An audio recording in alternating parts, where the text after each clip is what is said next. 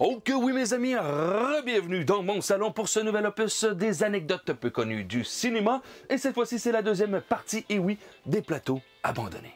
Et comme vous avez pu le constater avec le premier opus, non, je ne vais pas vous relater pour une centième fois les histoires de plateaux abandonnés déjà connus depuis 30 ans.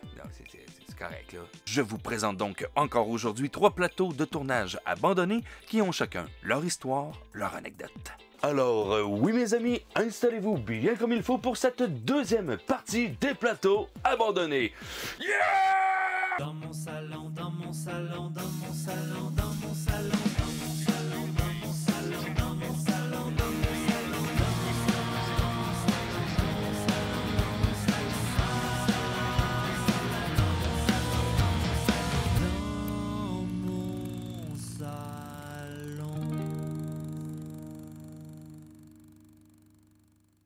Le faux faux plateau abandonné de Hansel and Gretel.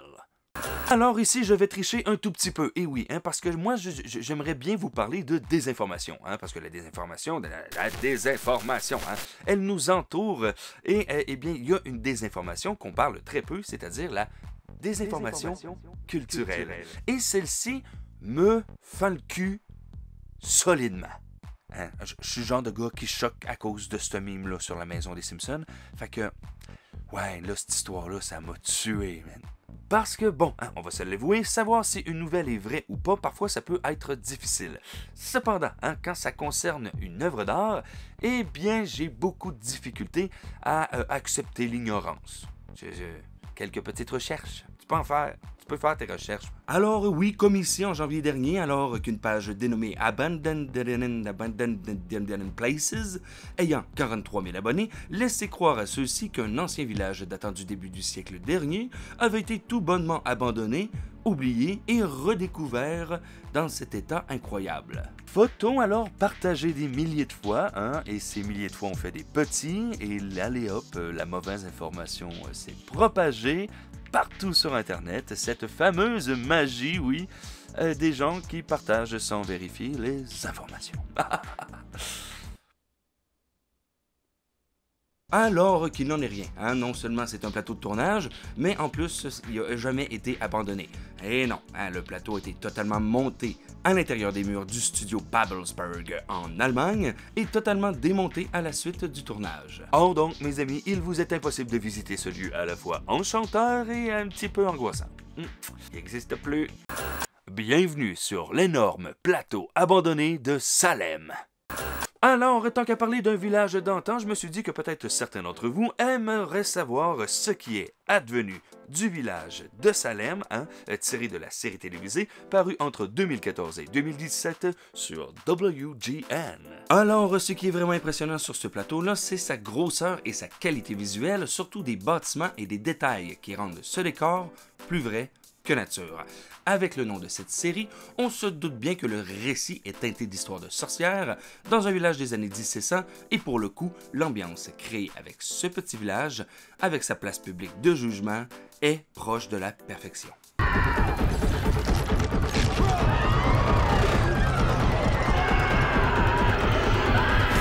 Sachez que ce plateau de tournage est situé sur un terrain privé, comme la majorité du temps. En fait. Donc, il va sans dire que vous avez deux choix pour vous y rendre, illégalement ou bien aller cogner à la maison la plus proche pour obtenir l'autorisation. Ce plateau semble encore aujourd'hui accessible et relativement en bon état, ce qui n'empêche pas le temps de faire son œuvre. Et surtout que, comme à son habitude, la majorité de ces bâtiments sont des coquilles vides. Un très beau devant, un très beau côté, parfois même un très beau derrière, mais vide par en dedans. L'église, le bar, ainsi que quelques autres maisons ont des intérieurs travaillés étant donné que les prises de vue se prenaient bel et bien dans ces bâtiments.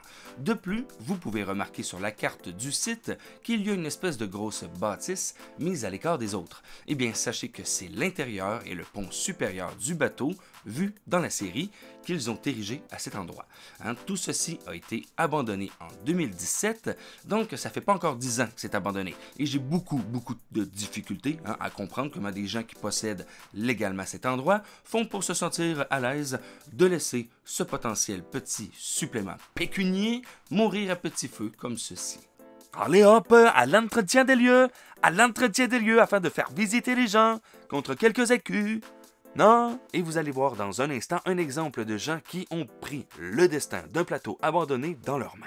Oh, oui, on me signale dans l'oreillette que je n'ai pas ici, oui, une bonne nouvelle, oui! Chose totalement rare et ô combien logique, l'équipe de production de la série a décidé de récupérer près de 200 000 $ de props, d'équipements, de décors et de donner le tout à la ville de Shreveport, en tout cas bref, afin que la municipalité utilise le tout pour son nouvel aquarium.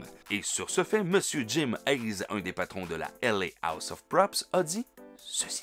Normalement, 90% de ces ensembles iraient directement à la benne à ordures, donc les travailleurs qui ont fabriqué toutes ces belles choses sont ravis qu'elles soient réutilisées pour changer. Et je pense qu'on peut tous conclure assez facilement ici qu'on a un petit problème, ne serait-ce que côté écologie. Et j'ai personnellement beaucoup de difficultés à comprendre comment une machine aussi bien rouée qu'Hollywood ne puisse pas mettre en place un système de récupération et de réutilisation de décors. Tu sais, oui, effectivement, il y a des réalisateurs qui refusent catégoriquement qu'on réutilise certaines parties de leur décor. Sauf que, à un moment donné, le gaspillage, ça suffit. Là. Ça serait peut-être le temps que les choses changent. Bienvenue au village de Popeye. Oh oui! Je ne vous apprends rien ici en vous disant que les jeunes d'aujourd'hui ne connaissent pas vraiment Monsieur A.C. Seeger ainsi que son personnage de Popeye. C'est pas la grande forme côté populaire. Et non, disons-le, Popeye n'est pas vraiment populaire de ces temps-ci. Pourtant, la popularité du personnage dans les années 60 et 70 a poussé Paramount Pictures et Disney à créer un live-action en 1979. Cette histoire de Popeye commence avec la dispute pour l'adaptation cinématographique de la comédie musicale Annie, dispute qui se fit entre Columbia et la Paramount. Et c'est Columbia qui ont remporté ce lot. Cependant, la Paramount a décidé de pas trop en rester là. Ils se sont dit, nous autres aussi, on va faire une comédie musicale. Watch-nous bien. Just watch me. Cherchant à mettre un personnage sur un film dont la compagnie détient les droits, Popeye est arrivé en haut de la liste. C'est avec l'aide de Disney et de Paramount que le réalisateur Robert Altman va prendre les rênes de ce film. Et qui dit live action dans les années 70 dit props à profusion, latex à profusion, maquillage à profusion et vrai décor. Oh oui. La production du film va se faire en partie sur l'île de Malte. Popeye Village Malta est le plateau de tournage de la production musicale de 1980, Popeye, également connu sous le nom de Popeye Village, est aujourd'hui l'une des principales attractions touristiques de Malte. Le plateau de tournage a été construit à Anchor Bay au cours des 7 derniers mois de l'année 1979.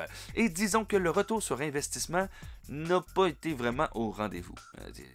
Ben non. Les producteurs s'attendaient à un méga blockbuster et ça n'a pas été le cas, ben non. Mais il a quand même rapporté 2 fois plus d'argent que son investissement de départ. Donc ça, c'est pas si pire. Et on va rajouter un petit plus à l'affaire, là. Le film Annie de Columbia, il a remporté 57 millions de dollars pour un budget de 35. Ça fait mal. Donc, somme toute, le pari, Popeye a été le gagnant. Et oui. Oui. Bon, déjà, avant que la construction du plateau commence, il a fallu construire une route pour se rendre là. Ça n'existait pas. De plus, Anchor Bay avait besoin d'un brise-lames de 200 à 250 pieds à son embouchure pour protéger l'ensemble du plateau de la haute mer pendant les mois de tournage de la production cinématographique. De petits investissements. Ils croyaient fort comme projet, là. Pour construire cet authentique village portuaire en bois rassemblant plus de 20 maisonnettes, des troncs d'arbres et les planches nécessaires ont été transportés par voie terrestre depuis la Hollande afin de réaliser les cabanes, les passerelles et les quais.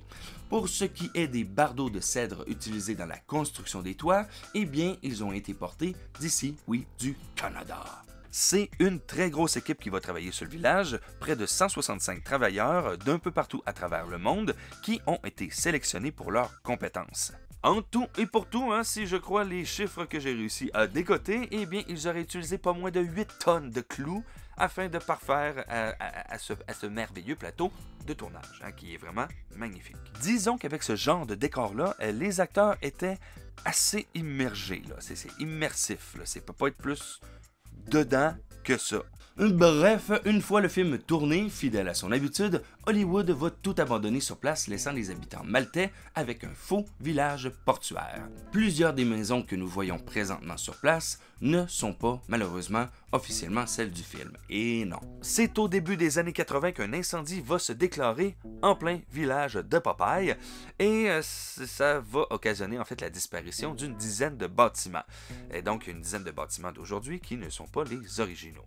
Hein? Et après cet incident, les habitants maltais ils se sont comme dit « C'est beau, c'est cool, c'est un petit peu dangereux, il faudrait peut-être faire quelque chose. » La création du parc à thème va alors se mettre en branle et l'appropriation de ce plateau de tournage va se faire petit à petit par les gens de l'île jusqu'à l'ouverture officielle du parc à thème. Et effectivement, il y a quelques petites différences avec le plateau original ainsi que le village d'aujourd'hui. Et les petits yeux aguerris devraient être capables de les apercevoir. Mais bon, hein, la plus grosse différence, c'est les couleurs vives et joyeuses qui sont présentement sur le site, chose qui n'était pas présente dans le film. Hein. C'est du wa. C'est couleur wa.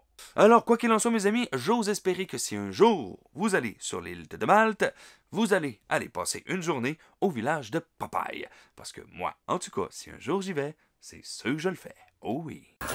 Eh oui, mes amis, mes amis, mes amis, mes amis, mes amis, mes amis. C'est effectivement déjà tout pour ce nouvel opus des APCDC et j'ose espérer que vous avez apprécié. Et si tel est le cas, eh bien je vous invite cordialement à laisser un petit pouce bleu, oh oui! Et si vous n'êtes pas encore abonné à ma chaîne, eh bien faites-le avec joie et volupté et n'oubliez pas de clocheter votre geste. Je suis présent sur Facebook, Instagram ainsi que sur TikTok. Et si vous voulez encourager tout ce produit créatif, eh bien oui, effectivement, j'ai un petit Patreon.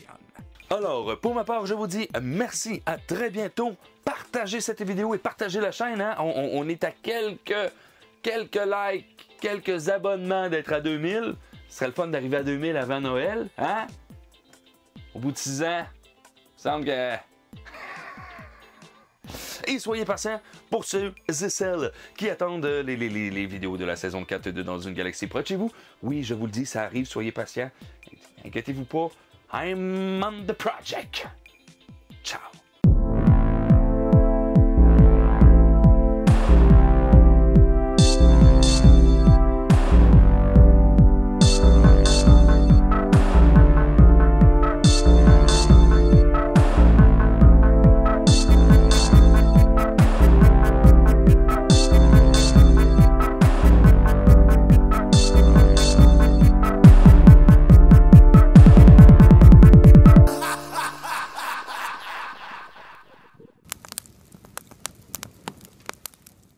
Opus des APCDC, c'est-à-dire les anecdotes de la vie